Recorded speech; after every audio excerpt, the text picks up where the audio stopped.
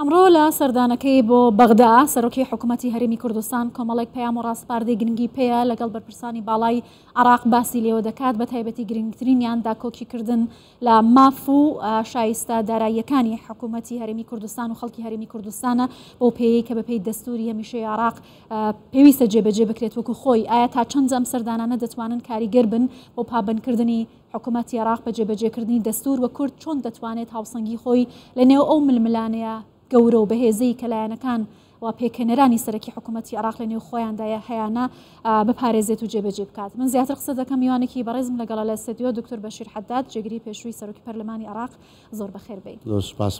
سەرەتا مەوێ بزانم کە ئەم سەردانی سەرۆکی حکوومەتی هەرێمی کوردستان و کۆبوونەوەی لەگەڵ بەرپرسانی باڵای عراق بەڕای بەڕێستان چەندە گرنگە لەم کاتەدا و ئەگەر گرنگە بۆچی و کاریگەریەکانی چی دەبن؟ ناوی خۆی گەورە میهرەبان زۆر سوپاس بۆ جەنابتان سڵاو لێ و سڵاو لە بینەرانی کەناڵی کوردستان 24. ئەم سەردانە و سەردانەکانی پێشووتریشی بەڕێ سەرۆکی ئەنجومەنی وەزیران و هەروەها شاندی حکوومەتی هەرێمی کوردستان ئەمانە بەرەو ئاراستەیەکی باشن و هەنگاوێکی دروستە بۆ ئاراستەیەکی تەواو و نیشاندانی نیازپاچی حکوومەتی هەرێمی کوردستانە بۆ ئەوەی کە حکوومەتی هەرێمی کوردستان چەندە گرنگە لای کە ئەم ڕێکەوتنانەی کە دەکرێت لە نێوان هەرێم و نێوان بەغدا بخرێتە بواری جێبەجێکردنەوە و ئەم کێشانەی کە چەندین ساڵە هەیە لە نێوان هەردوو لایە حکوومەتی هەرێمی کوردستان زۆر ڕشتە لەسەر ئەوەی کە ئەم کێشانە چارەسەر بکرێت بە هەر شێوەیەک بێ، بە شێوەی یاسایی بێ، بە شێوەی سیاسی بێ، ئەمانە پێویستە چارەسەر بکرێت. ئەمە بەڕای من وا دەکە ئەم سەردانانە چەند زیاتر بێ ئەمەندە کێشەکان کەمتر دەکاتەوە و دەرگاکانی چارەسەرکردنی کێشەکان زیاتر واڵا دەکات و هیچ ڕێگایەکی تر نییە بەڕاستی جگە لە گفتوگۆکردن. بۆیە بەدیلی گفتوگۆکردن لەگەڵ بەغدا گفتوگۆکردنە، بەدیلی سەردانە، یعنی دەبێ هەر ئاوا بکرێ هەر لە ساڵی 2019 تا ئێستا زیاتر لە 25 جار شاندی حکوومەتی هەرێمی کوردستان چۆتە بەغدا. بەڵێنیان داوە کە جێبەجێ بکەن ئەو ڕێکەوتنانەی لەگەڵ هەرێم هەیە بەڵام جێبەجێ نەکراوە. ئایا لێرە کێشەکە جێبەجێ نەکردنی بەڵێنەکانە پابند نەبوون بە دەستورە و ئەگەر وایە چۆن دەکرێت حکوومەتی عراق پابند بە دەستور بکرێت و جێبەجێکردنی بکرێت؟ زانی شتەکە ینی پەیوەستە بەو عقلیەتی کە لە بەغدا حکوم دەکات. عقلیەتەکان نەگۆڕن بەڕاستی ڕاستە لە دوای 2003 بارودۆخی سیاسی عراق گۆڕا، سیستمی سیاسی گۆڕا، حکوومەت گۆڕا، بەڵام عقلیەتەکە نەگۆڕاوە. عقلیەتەکە هەمان عقلیەتە. ئێمە چاوەڕوانی ئەوە بووین کە لە دوای 2003 بارودۆخێکی نوێ و قۆناغێکی نوێ لە حکومڕانی و لە عقلیەتی ئەوانەی کەوا حکوم دەکەن بێتە ئارەوە، بەڵام بەداخەوە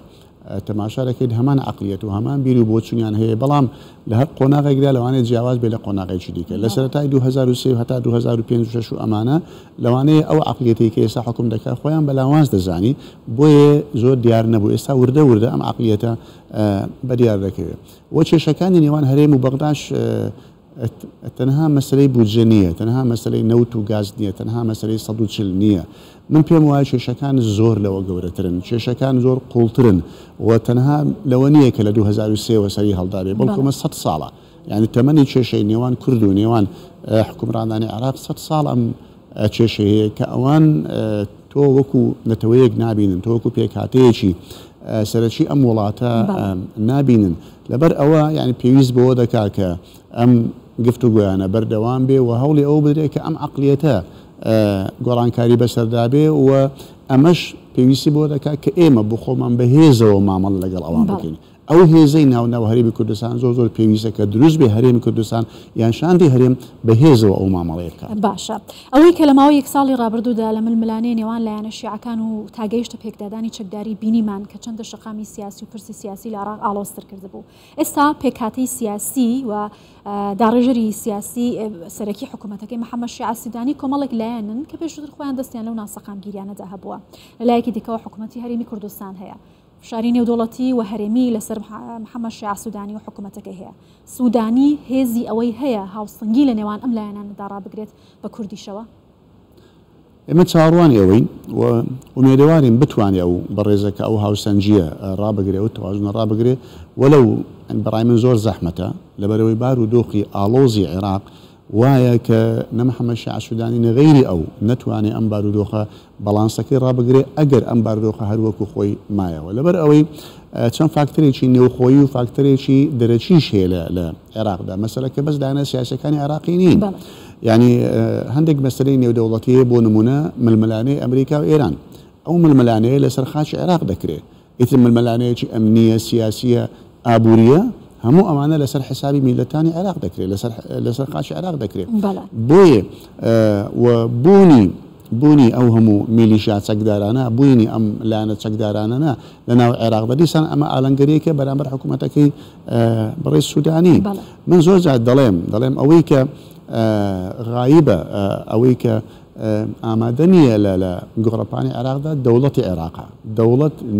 نییە وەک بەمانای دەوڵەت بەمانای دامەزراوەیەکی دەوڵەتی بنەمایەکانی دەوڵەتی تەواوی تێدا هەبی لە دامەزراوەکان و لە سەرۆکایەتەکان عێراق خاوەن سەروەری خۆی نییە زیادەی نییە نەخێر بەڕای من سەروەریەکانی زۆر لاوازەیە لەتان بڵێم خاوەنی سەروەری خۆی نییە تۆ تا ئێستا نەخاوەنی سەروەری سیاسی خۆت نەخاوەنی سەروەری خاچی خۆتی ئاسمانی خۆتی ئاوی خۆتەوە تا لە چەندین لاوە دەگیرێتەوە ناتوانێت ئاسمان بەدەستە خۆت نییە خاکەکەت بەدەستە خۆت نییە ئابووری پارەکەت بەدەستە خۆت نییە دەڵێن یەدەجی نەختینەی بانقی ناوەندی عێراقی گەیشتە 100 ملیار دۆلار بەڵام ئایوە لەژێر دەستی عێراقیەکانە لەژێر دەستی حکوومەتی عێراقیە کاتە کوردیش باجی ئەم ململانیانە ئەدا لەسەر خاکی عێراق یعنی بۆ خۆی عێراق با بڵێن تژیە لەو ململانەیە لەو تەناقوضاتانە و کوردیش بەشێک لەو پرۆشکەی بەبەر دەکەوێت بەڵام لەوانەیە هەندێک زیاتر بۆ چونچی کە لە دەرەوە ئەم پرۆشکەی بەردەکەوێت لە ناو خۆشیدا لە نێوخۆشدا تەبانیە کە لە نێو خۆی تەبانەبی زیاترە مامە کاریگەریەکەی بەسەر دەبێت وەزەرە دەکات باشە بەڕێزت پێشووتر لە ئەنجومەنی نوێنەرانی عێراق بووی و ئەبینی کە ململانیانە چەندە توندن لە نێونیان لە شیعەکان و سونەکانە کاتێک کە گاتە سەر کورد ئەوان لەگەڵ یەکتەبان بۆ دژایەتیکردنی کورد بەڵام کورد هەموو کاتە نیاز پاک بووە بۆی کە بتوانێت بە گفتوگۆ کێشەکانی چارەسەر بکات پێتان وایە کورد توانیوتی و هێز و سەنگە لە بەغدا ڕابگرێت ئەم هاتوچۆوانە و دانوستانانە دەتوانێت عەقڵیەتی دەسەڵاتدارانی عێراق بەرامبەر بە هەرێمی کوردستان و جێبەجێکردنی مافەکانی بگۆڕێت ئێمە گوتمان عەقڵیەتەکەی بەغدا عەقڵیەتێکی شۆڤینی یان وایە کە وەکو تەواو مافەکان ناداتێ و ئەم عەقڵیەتە بە شێوەیەکی تەواو پابند نییە بە دەستورەوە ئەم عەقڵیەتەی بەغدا سوود لە چ وەردەگرێت بۆ ئەوەی کە مامەڵەیەکی ئاواخرا لەگەڵ هەرێم بکە سوود لە ناتەبایی نێو لایەنەکانی هەرێم وەردەگرێت هەر کاتێک لایەنەکانی هەرێم و پێکاتەکانی ناو هەرێم ناکۆک بن ئەوان لەوێ تونتر دەکەن بەغدا مامەڵەکەی تونتر دەکات لەگەڵ هەرێمی کوردستان هەر کاتێکیش بەیەکەوە بوو بن و اتفاق بوو بن پێکەوە لەوێن دەرێ ئیش و کارەکان زۆر باش ڕۆیشتووە لەبەر ئەوە من پێم وایە تاکو ئێستا نەخێر کورد نەیتوانیوە ئەم هێزە بێ لە بەغدا کە بتوانی کاریگەر بێ ڕاستە لە پێکردنی حکوومەت کاریگەرە لە دابەشکردنی پۆستەکانی حکوومەتی عێراقیدا ڕۆلی هەیە بەڵام بۆ وەدەستێنانی مافەکانی خۆی و بۆ وەدەستێنانی ئەو شتانەی کە دەستور مافی پێداوە وەکو پێویست بەهۆی ئەوەی کە لە نێو خۆ ناتفاقین بەهۆی ئەوەی کە ئەم ناتەبایە لە نێوانماندا ئەوان سوود لەو ناتەبایانە وەردەگرن ئێمە مانای قسەکەمان وانییە کە ئێمە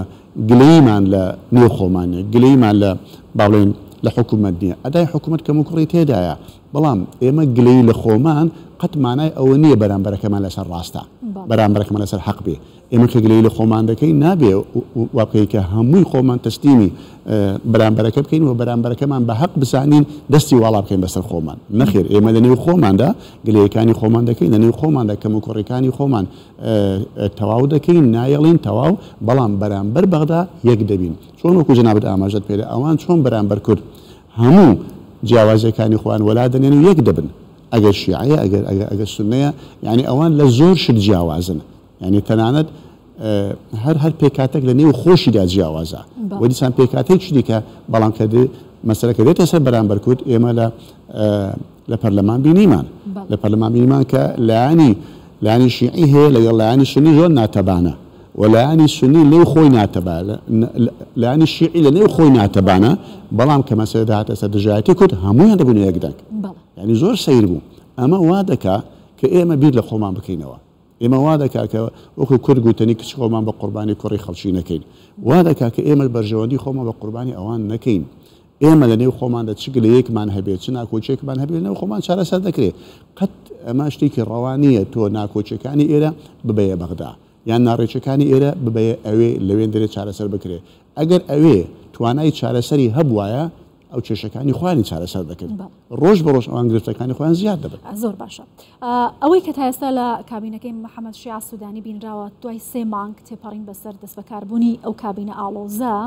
باس لەوە دەکرێت ئەوەندەی کە میلی بە ئاراستەی ئەمنیەت وە سەقامگیری لە عراق هەیە میلی بەلای چارەسەرکردنی گەندەڵی و لێکۆڵینەوە لە گەندەڵکاران و پرسی خۆشکۆزەرانی هاوڵاتیانی ئەگەر هەر بەم ئاراستەی بڕوات ئەتوانێت کابینەیەکی سەرکەوتوو بێت کورد دەتوانێت مامەڵێکی تەندروست لەگەڵم حکوومەتەدا بکات ئێمە لە سەرەتای کابینەکەدا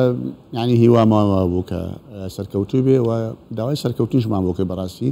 ئەم بەڕێزە وەکو کەسی خۆی وەکو محەممەد شیع سوودانی کەسێکی بەتوانایە و کەسێکی پرۆفیشناڵە کەسێک کە دەتوانم بڵێم تا ڕادەیەکیش درسۆزە بۆ عێراق و بۆ ملەتانی عێراق و کەسێکە تێگەیشتنی بۆ کورد تێگەیشتێکی باشە تێڕوانینی بۆ پەیوەندەکانی هەرێمی و بەغداد تێڕوانینێکی باشە ئێمە ئیشمان لەگەڵ کردووە بەڵام تا چەند دەستکراوە دەبێت کە ئەم ئەوەی کە لە مێشکیدا جێبەجێ بکە یان بەرنامەی حکوومەتەکەی خۆی جێبەجێ بکە ئەوەی کەوا پێشکەشی پەرلەمانی کردبوو چونکە وەکو گوتم حکوومەت لە عێراقدا ئەو دەسەڵاتەی تەواوی نییە وەکو دەوڵەت ئیشەکانی خۆی جێبەجێ بکە ئەمە یەک لەلایەکی تریشەوە هەر کەسێک پێش ئەوەی بچێتە حکوومەت ئەمە شتێکە پاش چونە حکوومەت شتێکی ترە محەممەد شیع سوودانی پێشەوەی بێتە سەرۆکی ئەنجومەنی وەزیران شتێکی دیکە و بەڵام ئێستا شتێکی دیکەیە زۆر لە مووقفەکان و لە هەڵوێستەکان دەگۆڕێ بۆ نمونە محەممەد شیع سوودانی یەک لەوان بوو کە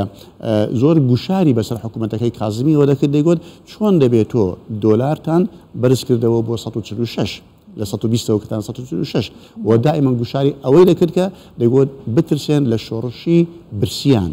ثەورەت الجیاع کەواتە ئەمە بۆ هەڕەشەی دەکرد ئومێد بوو کە ئەو هاتە سەر حکوم بۆ خۆی ئیش بک و کار بک بۆ ئەوەی دۆلار بگەڕێنەوە سەر ئاسی جارانی خۆی ئەگەر وەکو خۆی نەمێنێتەوە بەڵام تەماشارەکە ئێستا فڕی چووە سەر 160 ئەمانە وە کە پرسیار لێرەکەن دەرەوە ئیشی من نییە کاری من نییە ینی کەواتە مووقفەکان دەگۆڕێن مواقف دەگۆڕێ لەمە باشە هەر لەسەر و بابەتە دەگوترێت هەندێک بۆ چون دەگوترێت کە ئەمریکا خەریکە بۆ گەڕانەوەی هەژمونی خۆی لە عراق کەڵک وەردەگرێت لە ڕێڕەوی ئابووری و دارایی عراق کەڵک وەردەگرێت بۆ گوشارخستنە سەر سوپای پاسدارانی ئێران لە ڕێگەی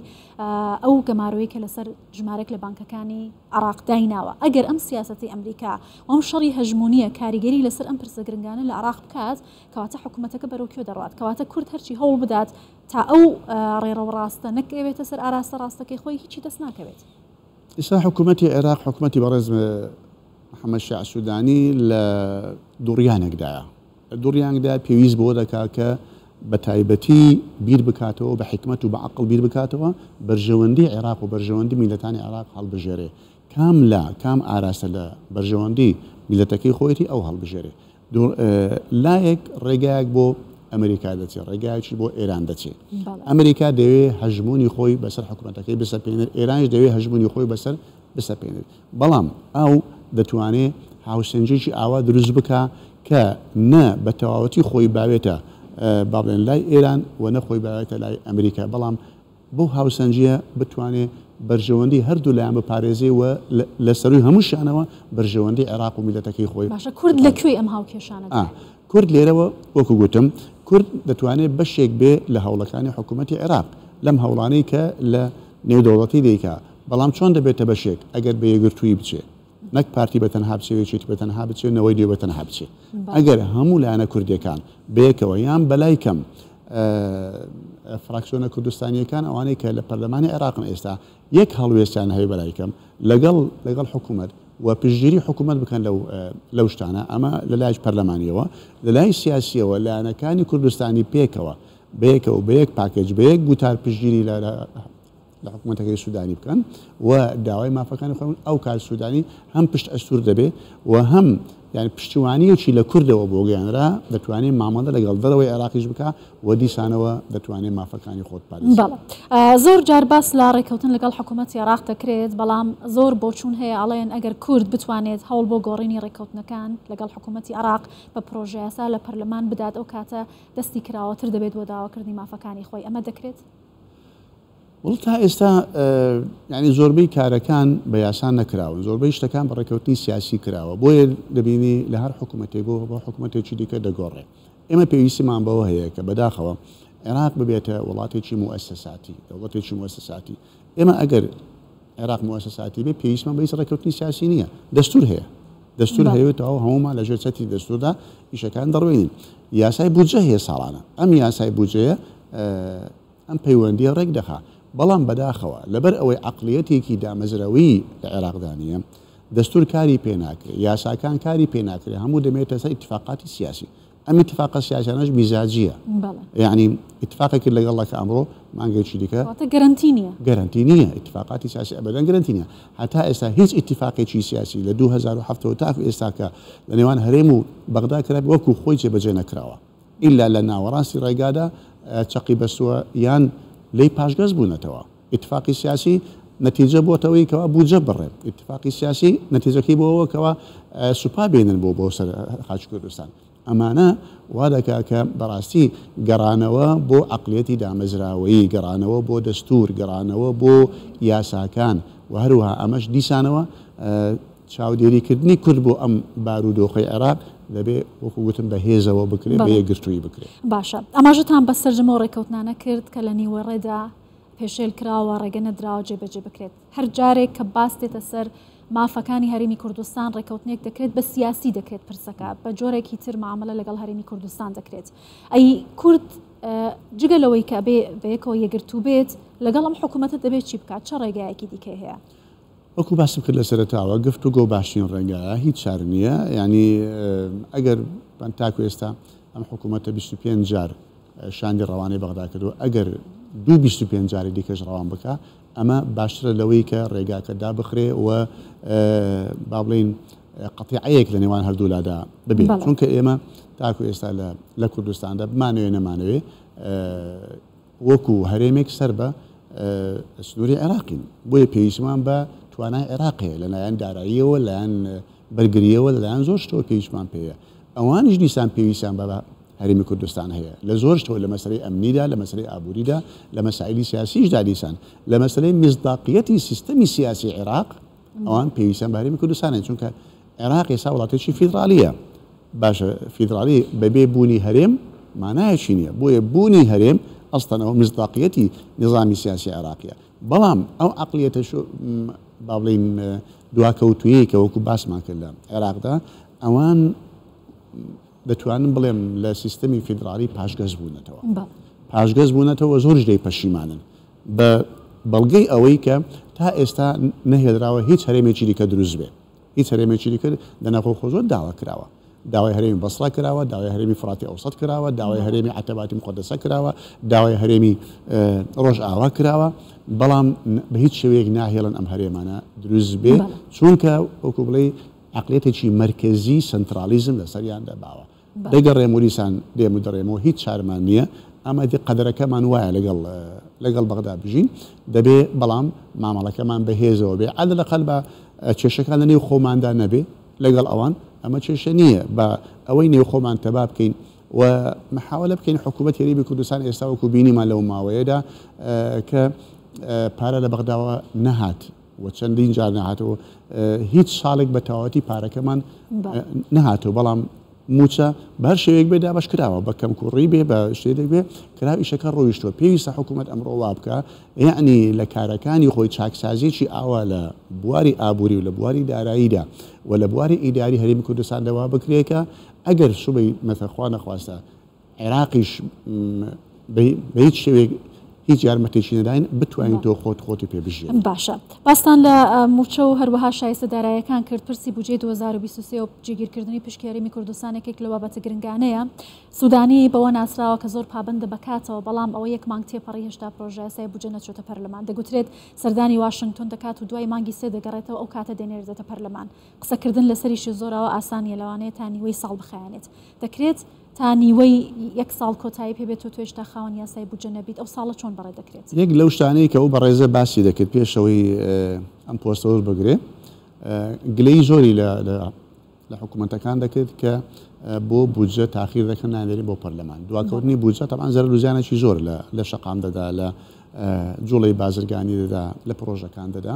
بەڵام ئێستا بۆ خۆش وە تووشی هەمان هەڵا بۆتەوە. ئەمانە ئامادەکردنی بودجە شتێکی ئاسان نییە وەلو ئەگەر سەمەستێکی هوەری و حسابی بێ بکتەواو بووە بەڵام لایەنە سیاسەکەی ماوە لایەنە سیاسیەکە هەر لایەنێک لەلایەنە عێراقیەکان دەیەوێ ویستی خۆی ئەوەی کە خۆی دەیەوێت ناو بودجەدا جێ بکاتەوە پرۆژەکانی خۆی کارەکانی خۆی ئیشەکانی خۆی پێ ئەمە ژوا دەکە بودجەکە زۆر قەبە بووە زۆر گران و قرس بووە ئێستا گەیشتۆتە نزیکەی 140 تریلیۆن دینار ئەمە بەرزترین پلێ لە با بڵێن لە مێژووی عێراقدا کە ئەو بەو بەڕە بودجێ هەبێ بەڵام دیسانەوە ئەگە تەماشا بکەین زۆربەی ئەوە بۆ میزانی تەشغیلیە واتە بۆ موچە ئەوانەیە کەمێکی لە بۆ وەبەرهێنانە ئەم دواکەوتنە وا دەکا کە لەوانەیە یعنی خەڵکانیش گلەی لە حکوومەتەکە بکەن لەوانەیە شەقام بجوڵێت یعنی ئامە شتێکی دوور نییە شەقام بجوڵێت بە تایبەتێک ببین ئێستا ڕەوتی سەدر ئاماژەی بۆ کردووە کە لەوە پاش دەست دەکا بە نوێژی یەگرتوو لە شارەکانی عێراقیدا ئەمە ئاماژەیەکە برێک کە ئێمە هەین ئاگات دەبی ئەمە هەین و دێنێ سەر شەقام. بەڵێ بەڕێز دکتۆر بەشیر حەداد جێگیری پێشووی سەرۆکی پەرلەمانی عێراق زۆر سپاس بۆ جەنابی لەگەڵ مابووی زۆر سپاس.